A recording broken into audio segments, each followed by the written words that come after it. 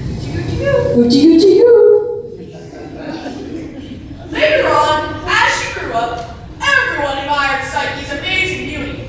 Everyone, that is, except her sisters.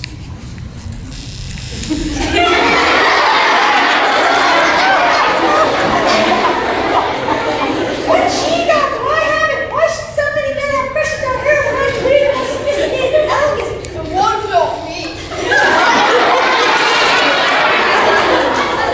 I don't deserve to be in the shadow of her little sister either. What makes her think she's so good?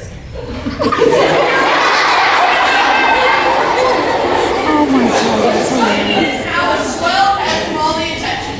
When suitors came from all over Greece to ask her to marry them, she could hardly be bothered.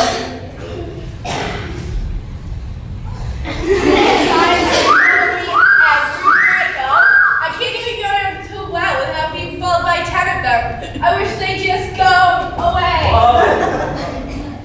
Aphrodite couldn't have agreed more with Psyche's wish.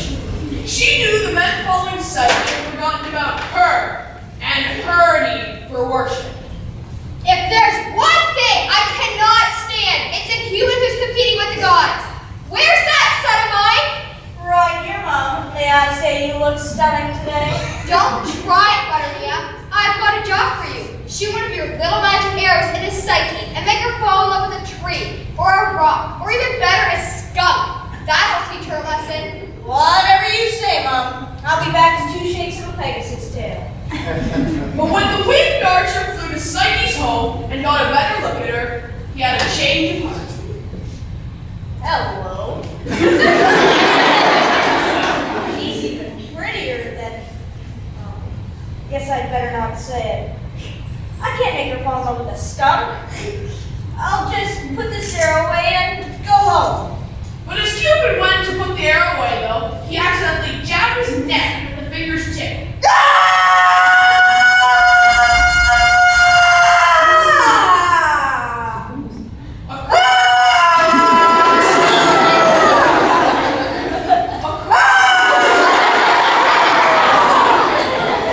According to the magic arrow's rules, he was now sure to fall in love with the first person he saw. And that person was the beautiful human, Psyche!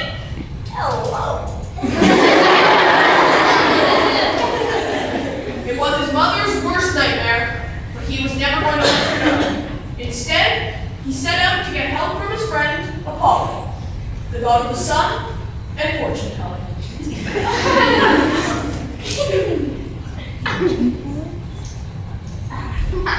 It wasn't long before Psyche's big stream of marriage proposals dried up, almost like magic, you might say.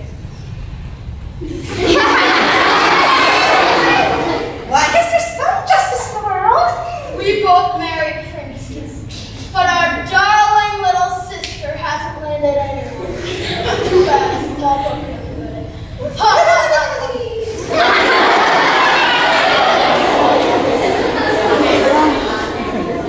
Psyche's parents now feared that the gods hated their youngest daughter for some reason. So they too went to the god Apollo for help. Your daughter's fate isn't a happy one.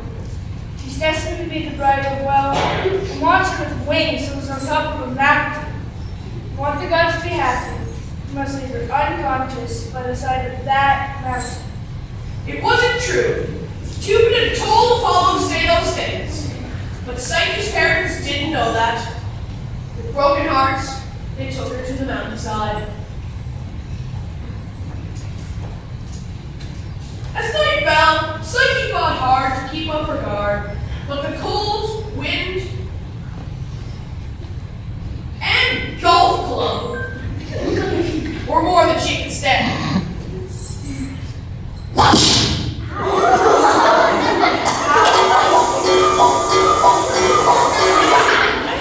A deep sleep fell over her.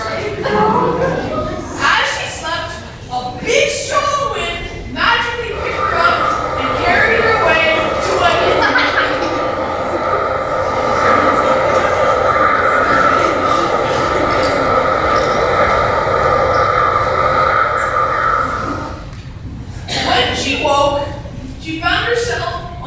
steps of a huge, golden mansion. Where am I? Hello? Anyone home? Whose house is this? Why, this is your house, Psyche. And I'm the husband the gods have chosen for you. You're the monster? Well, actually, I'm pretty okay looking. And I'm not a monster. Then come out and let me see you. No. I want you to look me for who I am, not what I look like, or what my family is. I'll come visit you at night when the house is dark. But if you try to see me, all of this will be ruined, and we'll have to go our separate ways. We gods can tend to be a little shy around humans. We prefer to be known from afar, which can be a problem if you happen to be married to a human. All right, husband. I just trust what you say. So the two lived quite happily in their new house. They talked all day. But Cupid didn't stop hiding himself from Psyche until night had darkened the house. Everything was going along amazingly, until then Psyche began to miss her sisters. Are you happy, sweet Psyche? Yes, everything is quite lovely, but But what? Let me know what's wrong, and I promise I'll fix it. I miss my sisters. Do you think they could come and see me again? Are they kind and generous people? That's not the point. No. They'll ask too many questions. But you promised. Is your word meaningless? Fine. They can come.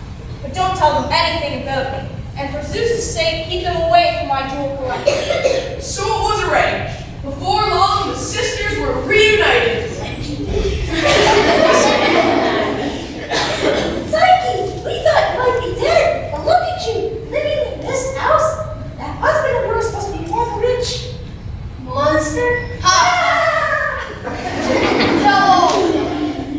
By the way, where is that husband of yours? Does that monster mistreat you? He's not a monster.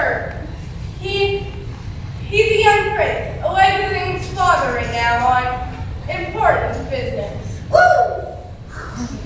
Look at these jewels you have. What a collection. Yes, my husband's been collecting jewels for years now. He's on an expedition right now to buy some more. I thought you said he was a young prince visiting his dad. I mean, he is, sort of, collecting jewels as a hobby and all when he's not busy being a prince. Her sisters could tell that Psyche was making up stories. They insisted upon the truth.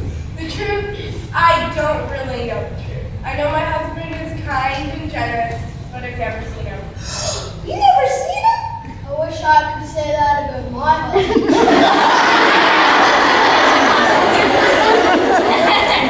He says we shouldn't worry about it here.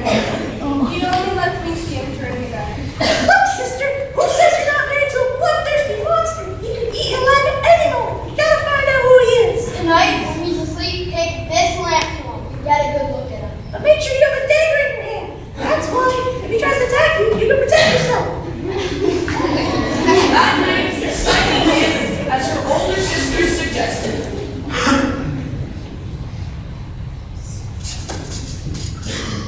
She tiptoed over to her husband, got her dagger ready, then raised the lighted lamp over him. It's Cupid! I'm married to the god of love!